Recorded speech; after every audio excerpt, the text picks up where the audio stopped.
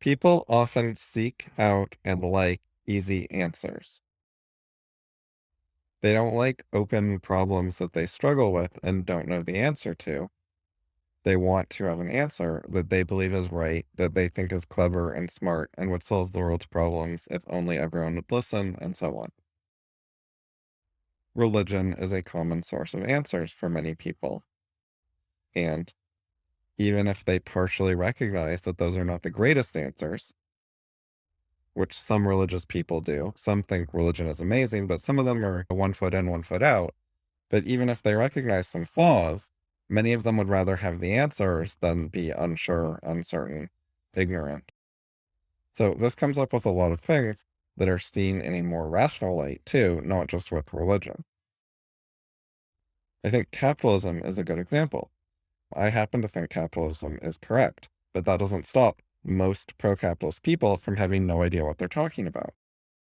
Capitalism's popularity has many sources, and one of the big ones is it gives people a lot of fairly easy answers. You can use it to gotcha opponents and sound clever and have logical arguments and reasoning for things without really thinking that hard or knowing enough to actually improve the world.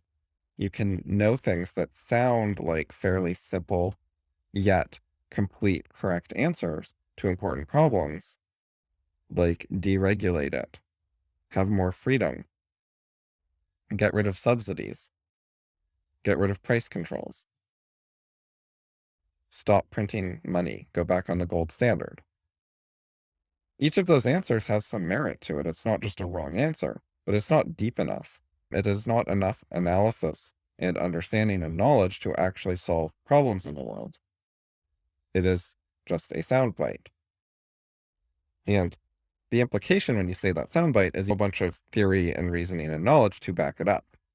And some people know a bunch of stuff to back it up when they say it, and most do not. Many of the ones who are pretending that they know more than they do, they've read a few books or at least articles, heard a few podcasts, and so they know that there is some more sophisticated stuff, and they've heard it before, and they could like start to try to talk about some of it, but they'd probably forget a bunch and it wouldn't go very well. But they figure at least like the authors and speakers that they were listening to actually know that stuff. And I think even most of those people who write about it or talk about it and come off as the intellectuals or the leaders who actually know what they're talking about, I think most of them do not have a deep enough, thorough enough understanding to actually reform things and make the world better, and they don't really know what they're talking about. Being able to do some math with supply and demand curves is not enough to understand the problems in society that connect with, say, minimum wage. Society is really, really, really complex. Economics is very useful, but it is not a complete answer. It is one piece of the picture. It gives a sort of framework in which to look at and understand and think about some other things. But you still have to do all that other work. It's good to get economics right. If you get economics wrong, you're usually pretty screwed. But if you get it right, you can still go wrong in all the other parts. It's not good enough by itself. So that's not an attack on economics, the field. There's nothing wrong with it. It shouldn't be a complete solution to all of life's concerns and difficulties. And it should not try to understand everything going on in society. For example, psychology should not be added to economics. It is a different field. If you want to deal with people, you need to know something about economics and something about psychology and various other things. On a related note, you can see a lot of tribalism where people are very one-sided for their tribe that they're fans of or have allegiance to. And part of why they do that is they only have a superficial understanding. They can't take a nuanced position because they don't know much nuance. I'm not trying to pick on right-wingers or capitalists. I don't think that the other positions are better either. With both capitalists and socialists, most people don't really know what they're talking about. Socialists also frequently want easy answers, like treat labor better or have central planners. Not all of them advocate that, but some do, because they can see a lot of flaws in society, a lot of things going wrong, and they're like, if someone was in charge of that and made intelligent decisions, it would be better. It looks kind of like an easy answer. And so what they end up doing a lot is complaining that the people in government are a bunch of idiots. Instead of blaming the system that puts a bunch of idiots in charge, they think if only we had better people in charge and about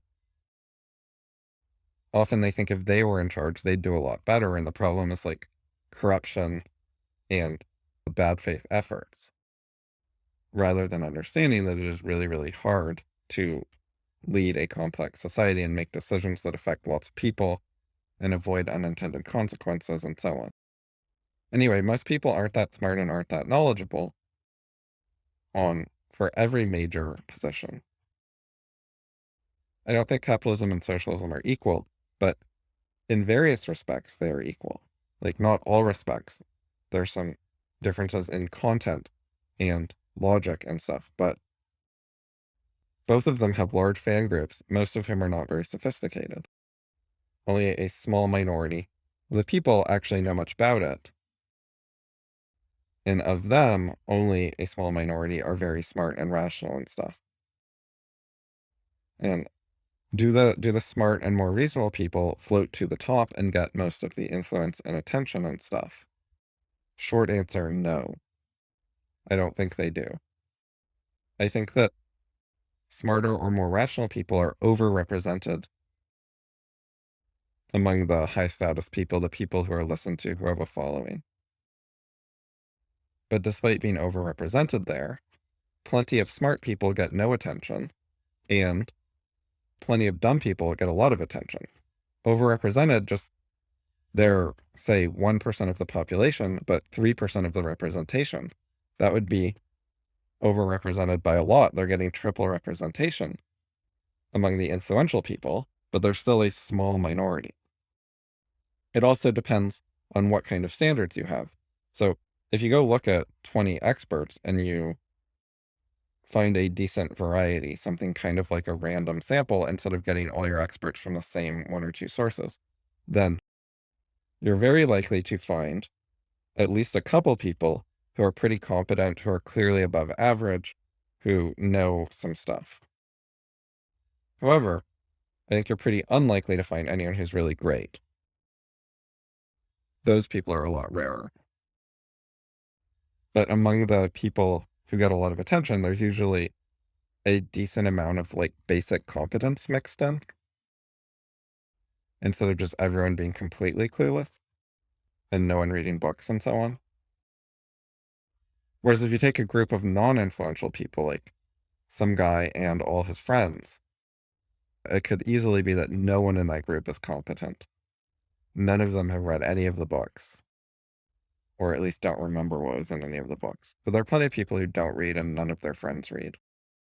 So people's desire for easy answers that don't take much effort, but let them feel superior or right or something, applies to a lot of other topics too. It applies to how they approach philosophy. They often want something that sounds logical or smart or gives them some sort of answer to something like induction is wrong, or knowledge is created by evolution, or we need good explanations, or we need ideas that are hard to vary. Things that are suitable for slogans are often what people are looking for. And even the people who aren't being too blatant about that kind of stuff, they often read a book or two, and then they think it's good and that they understand it, and then they think they've joined that tribe, that group, and they're now like a medium level expert, not like a super specialist where it's their whole job and they study it every day, but they think they're good at it or something. And generally, they're not. It takes more effort than that before things actually have any significant effect in your life. You have to not just read a book, but think about what changes should I make in my life, and then make those changes on purpose and keep doing it on purpose until you get enough practice, experience with it, that it becomes somewhat of a habit. It becomes intuitive or automatic. Unless you put the conscious effort into intentional practicing things, doing them on purpose, that you think are the right ways to change according to whatever stuff you read, then you're not going to change. You'll just stick with your current habits, which is what people usually do. That's part of why people have trouble with minority opinions and unconventional stuff, is it's very hard for them to ever do anything related to it. Whereas with very popular positions like capitalism or socialism, it's a lot easier for them to get intuitions and habits related to it, at least on a superficial level, because some of the slogans are so well known that they hear them over and over and they kind of end up with enough practice because there's so much social reinforcement, especially if they follow a bunch of people who agree with them on Twitter or something, on Facebook, whatever. And like they read political articles on their side, they keep getting reinforcement of what kinds of things to say, what kinds of things to think. So their lack of practice gets somewhat fixed or substituted with lots and lots of reinforcement. So if you read one or two books about something and it is a non-standard idea and then you don't do any practice, it's not going to play much role in your life. However, if you read one or two books about capitalism and then you read a few news articles every week, you can get lots and lots of reinforcement.